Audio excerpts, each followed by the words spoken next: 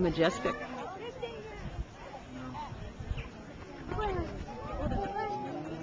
Here he comes. Look at him.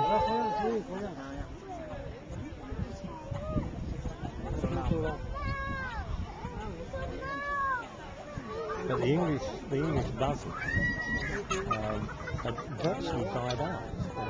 40 odd years ago, when we were going down to this particular part of Devon, it was noted that whether those few that remained were sort of nesting and breeding upwards.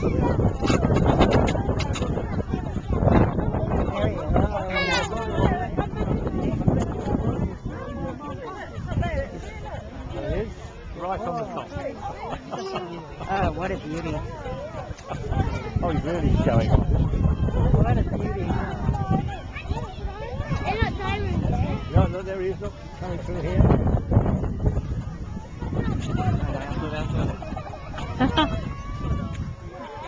There he is, look. He's amazing.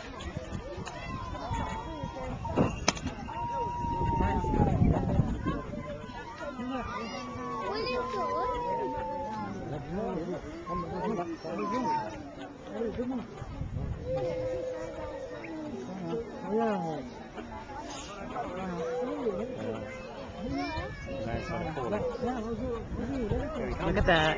Wow. Okay, right, well, good afternoon. Welcome to Leeds Castle. Welcome to the Bird of Prey free flight demonstration. What we're going to do this afternoon is going to fly a couple of birds of prey for you. The general idea is to actually try and show you guys exactly how the birds would actually live and survive in the wild. Now, the first bird that we're starting with is this little fella here called Solomon. Now, Solomon here is an African tawny eagle. So these guys obviously come from Africa. They're a very, very widespread bird. You can pretty much find these guys throughout the whole of Africa. So you can find them circling above towns and cities. You can find them circling sort of out in the deserty conditions in the middle of nowhere. They really are quite a widespread bird. They're generally pretty lazy birds. These guys generally eat carrion. So they generally eat food that's died naturally or that has been killed by something else. The reason for this being is obviously it's a lot easier for a bird to catch something that's dead than it is for it to obviously catch something that's alive. And these guys are pretty lazy and they'll always go for the easiest option. Are you coming over here?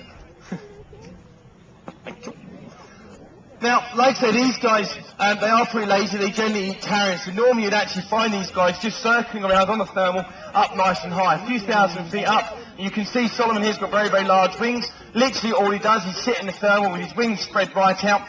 He'll hit the thermal, he'll go up nice and high. He'll then spot a carcass on the floor. He'll circle back down the thermal. He'll then tuck on in and eat his dinner. It's like I say, a very, very simple way of these guys actually finding and eating and surviving out in the wild. But obviously, like any animal, they obviously have to eat to survive. Now, if there's a shortage of carcasses, these birds have then got to find their own, or have their own methods of catching a different source of food. Again, they're pretty lazy, so they don't want to do too much energy, exert too much energy. So what they'd normally do is when they found a carcass, and they usually get beaten up by vultures at some point off the carcass, they'll actually hang around the carcass to see if they can actually get any scraps of food from there that the vultures may drop. But also, they will have to go out and actually hunt for that food. Now, these guys, when Solomon comes around, you'll notice he's probably got, like, you'll probably see he's got very large feet. Now, he actually has very powerful feet, and this enables him to actually catch his own dinner. But like I said, they're exceptionally lazy. They generally just eat carrion.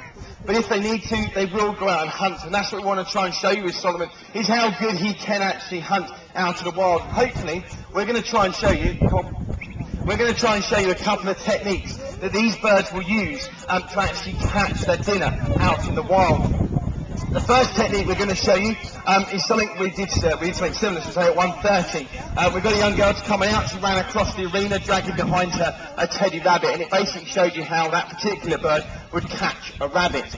We're going to use the same, like I say, similar technique with Solomon here to try and show you how he would catch a rabbit.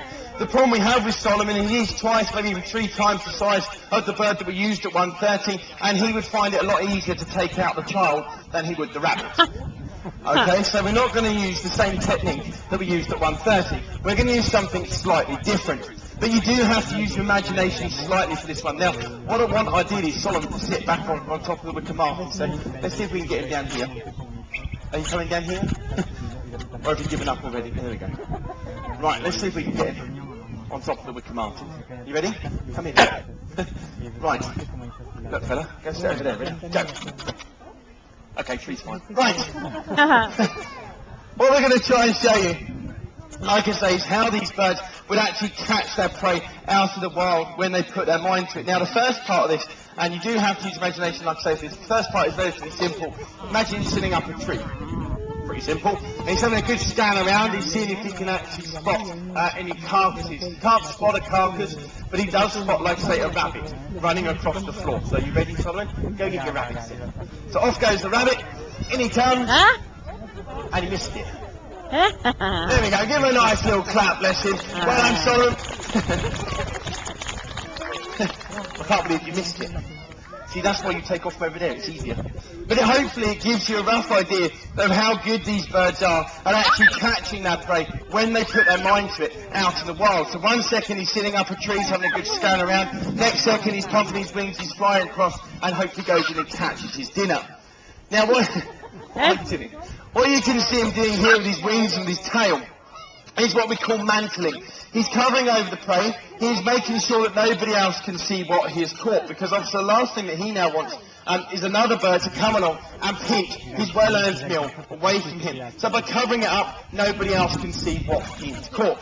The problem that I now have is obviously getting Solomon here off the rabbit. Now I don't want to just go straight in there and rip him off the rabbit. There is a chance he could actually turn a little bit grumpy. Now, with Solomon here, even though he is the smallest eagle you can get in the world, they still have an amazing amount of power, like I say, and they could still do some serious damage. So what I'm actually going to try and do is exchange the rabbit for a piece of food. So all I'm going to do is throw a piece of food out. Hopefully he's going to jump off, grab the piece of food, which then frees up the rabbit for me to hopefully stick back down the tunnel and hopefully not get injured in the process. So, are you ready?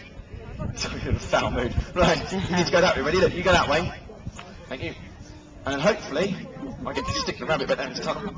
Right. Okay. Hopefully. He says. No, go away. That's it, go take it out in the public. Right. Too bad. So that hopefully gives you an idea of how good these birds are at potentially catching their own dinner out in the wild. And that's, like I say, one of the techniques they will use. Another technique these guys will use is to catch other birds. Now, they don't use this technique very often out in the wild, purely for the fact that it does exert a lot of energy, and it's not what they're designed for. We're going to be flying a peregrine falcon for you a little bit later on. Now, they are designed for catching birds. They're very aerodynamic.